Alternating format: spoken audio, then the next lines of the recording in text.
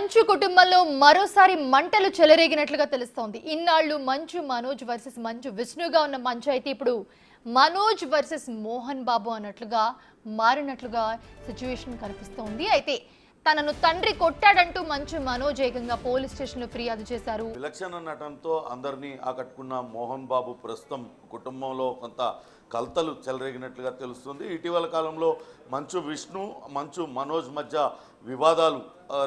వివాదాలు వచ్చాయి. అవి వివాదాలు పరిష్కారం కానంతగా చెడిపోయినట్లుగా అవి పెరిగినట్లుగా తెలుస్తుంది. ఇరువురు పరస్పరం ఒకరిపైన ఒకరు దాడి చేసుకున్న ఘటనను కూడా గతంలో మనం చూసాం. విష్ణు తనను కొట్టాడంటూ మనోజ్ ఒకరిపైన ఫిర్యాదు చేశారు. తర్వాత అదంతా కూడా సద్దుమణిగిపోయినట్లుగా కనిపించింది. కానీ ఇప్పుడు ఏకంగా తండ్రి కొడుకులు ఒకరిపైన ఒకరు కేసులు పెట్టుకునేంతగా వెళ్ళింది. తనపైన తన భార్య పైన తండ్రి మోహన్ బాబు దాడి చేశాడు, తనను కొట్టి గాయపరిచాడంటూ గాయాలతో పోలీస్ స్టేషన్కు వెళ్ళి పోలీస్ స్టేషన్లో మంచు మనోజ్ ఫిర్యాదు చేసినట్లుగా తెలుస్తుంది.